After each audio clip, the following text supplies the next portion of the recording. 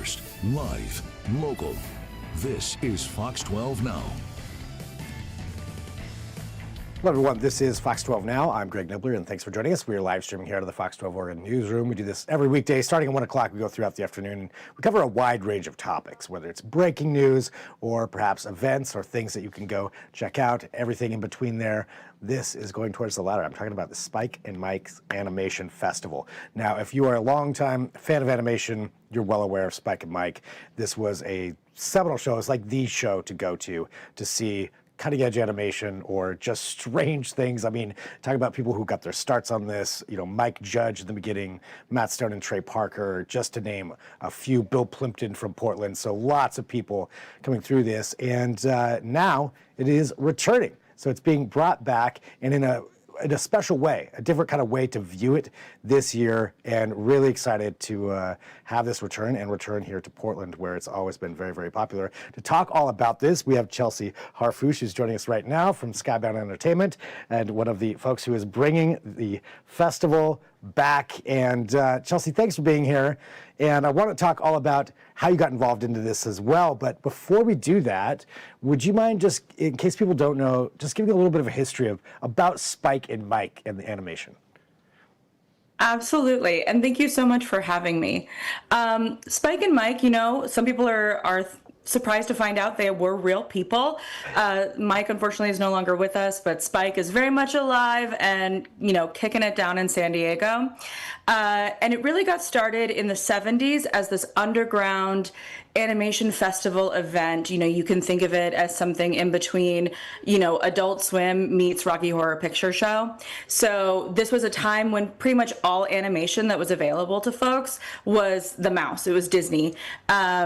You know, and you would see things that were primarily aimed at children. So Spike and Mike really disrupted that by going up and down primarily the West Coast, including Portland, and showing just the weirdest, saddest, funniest, sometimes grossest, we'll get to that, animation, short form animation that these animators who were working at children's studios during the day are going to CalArts, you know, the Disney sort of like feeder school during the day, and then at night they were just making stuff just for them. And Spike and Mike was really the first to celebrate that. So like, you know, you mentioned quite a few alumni. I would go as far as to say, you know, Animation Domination on Fox, Adult Swim, you know, the crazy movie that Seth Rogen did with the hot dogs, none of that would exist without Spike and Mike. Yeah, absolutely. I mean, and I think that's such a neat part of the history too. You're thinking about, you know, Disney and those giant, you know, huge films and that stuff, but all those people that were working on that are animators, and at night this is their chance to go and, I saying at night, you know, whatever, when they weren't working there, to go work on these other projects, these other things that aren't necessarily going to be something, you know, that you're going to see as a G-rated, sometimes, you know, Disney show. There's other places for animation as well. So really, really cool just knowing about that. And, you know, for this, you know, for the festival, like how did you become involved with it? Yeah. So, you know, I've always worked on kind of like the fringe. I like to think of it as the cutting edge of film and television. I'm based in Austin, Texas, which I think has a real affinity with Portland. And so, you know, I have always worked in podcasting, in YouTube, and anything that kind of felt like it was entertainment, but I could do something a little bit different. So with my work at Skybound Entertainment, when I found out that we were going to acquire the festival from Spike, as well as the entire library of shorts that he had acquired at something like 450 shorts over 45 years, it's incredible. You know, I really wanted to be a part of it. So I came on board, and my first goal really was to reinvent what this could be, look at everything that it achieved in the 70s, 80s, 90s, and say, what's the 2025, 2026 version of that?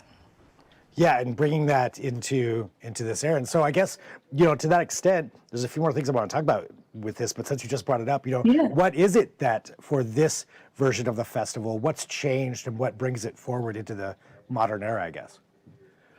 Yeah, to me, it's really about, whose stories get told. So we were just talking about the 70s, 80s, 90s, these animators who loved animation, love animation. They're working by day making animation primarily for children. At night, they're making animation primarily for adults at a time when there was no market for that. They had no idea whether or not that was ever going to go out and see the light of day, let alone become a major franchise like South Park. And so it was really about the love of the game. And so when I think about now, adult animation is one of the largest growing sectors of the medium, because I agree with Guillermo del Toro when he says that animation is a medium, it's not a genre. So it's a huge part of it. So if I'm like, okay, well, adult animation is here to stay. Adult animation is beloved. What is the cutting edge now that we want to be on?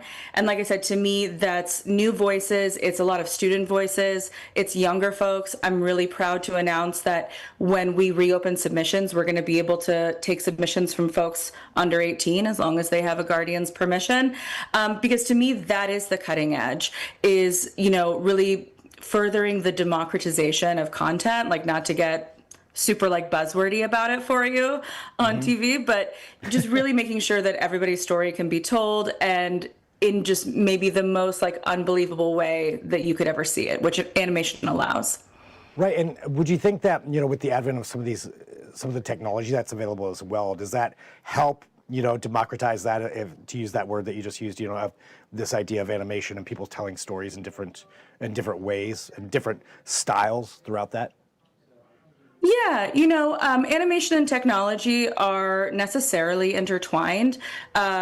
Again, thinking about a lot of the shorts, and we have some of them in the program this weekend, shorts that are from the 70s, 80s. So these are 2D animation. There's some level of computer, but a lot of it was hand drawn, right? Maybe not everybody knows, but a lot of people know that the original short that led to South Park was literally made with construction paper. So nowadays you can get an iPad, or even a program on your phone, and you can make an animated short. So, I think that technology is something that we're always paying attention to and making sure that we're on the cutting edge. And I do think that it makes it more available for more people to be able to tell their story through animation. And, for this festival too, and this particular way that it's being shown, to be able to see so many different voices and so many different types and styles, and looking at the history of it, just to bring it here for the city of Portland, why do you think it's important for a festival like this to be shown in Portland, and some of that history that Portland has had when it comes to animation? Yeah, well, like you mentioned, Bill Plimpton is a big fan and a big part of the Spike and Mike history. I would say in general, Portland is a big part of the Spike and Mike history. Traditionally, the Rolling Road show in the 70s, 80s, and 90s, it always went up and down the coast. So I've had a lot of conversations with Spike as we were getting ready to do this, and he was like, you have to make sure it's in Portland. You have to make sure it's in San Diego. You have to go and see these folks. And I will say, just looking at some of the advanced numbers of what we've sold, he was absolutely right. Portland is showing up for us, which I'm so grateful for. But, I think that, like I said, like Austin, Portland is a city that understands that its artists and the works that they create, they're integral to the soul and the well-being of a community and its citizens. Not every city feels that way, right? Not every city prioritizes that. And I think you can see it in the sort of macro view of Portland, but even in just the sort of day-to-day interactions that you have with folks. And so I believe that, this is a city where I just really hope people are going to get it. I know that's not the coolest answer, but I just really feel like the folks in Portland are going to get what we're trying to do with Spike and Mike. I think so. And, to that extent too, for what this is and for how many people will get it, what would you say to somebody out there who maybe hasn't been to something like this before, about what they're going to experience walking in and what that's really like with the community too that shows up to these? So I've thought a lot about this because honestly, short form content isn't the first thing that you think about when you're going to the movies. So first and foremost, we do want it to feel like an event.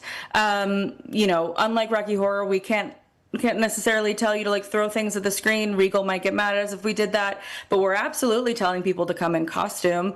Regal says as long as you're not wearing a mask over your face or a weapon in your hands, you can wear a costume. The other thing I would say is, and I think that this kind of depends on who you're talking to, but you know, for the millennials out there, and maybe some Gen Z, I think about it like those days when you'd sit on the couch with your friends and everybody would queue up a YouTube video and you'd all just sit together and watch your favorite weird, funny, gross, sad, insane things. And that's really what we try to do. We try to curate such a broad swath. There's definitely still a sick and twisted element to it. This is not a show for young people. There's a big old content warning that happens about 70% of the way through, so you'll know when it's about to get really, really twisted. But overall, I think that it is pretty much any feeling that you might want to feel wrapped up in a really cool animated package. Well, for people who want to go see this, you mentioned it a little bit there, but what is the best way for them to go check out this animation festival? So, like I said, we are showing for one weekend only, unless it's really successful, exclusively in Regal theaters. So you can go to www.regmovies, that's regmovies.com. Type in your zip code and you can see all of the Portland locations where it's showing. I believe that we have one showing on Halloween proper on Friday and then 2 on Saturday and 2 on Sunday. So there's plenty of times to catch it, plenty of times to have fun and gather a big group of friends, because that's what I'm doing. Well, Chelsea, thank you so much for joining us just to talk about it. And, you know, thanks for bringing something like this back, because it is such a unique experience to go to these. I haven't been to one in years, and that's why I'm kind of excited about it. You know, the idea of it coming back and just having something like this that people can go and, you know, join in together and watch some animation, whatever it may be. Like you mentioned, it's like queuing up a whole list of things, and you're seeing a whole bunch of different genres and different styles and different voices all at the same time. Thanks so much for joining us here on Fox 12 Now. I really appreciate it. Thank you so much for having me. Great chat. Thank you. And for everybody watching too, we're live streaming, but we're going to take a break. So thanks for joining us. We cover a wide range of topics here, so feel free to go to the Fox 12 Oregon app, take a look there. You can go through and find all the different things that we talk about, and feel free to share those as well. If there's breaking news between 1 p.m. and 4 p.m., I'll also be here for that. But we'll sign off for right now. Talk to you soon. I'm Greg Nibbler. This is Fox 12 Now.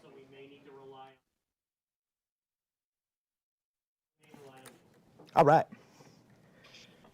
Cool. Thank you so much, Chelsea. Thank you. Again, I really appreciate the opportunity. Yeah, you bet. And Awesome. When I have a link, I'll send that over to you too. Perfect. Thank you. Cool. All right. Thanks a lot. Have a good one. Talk later. Bye.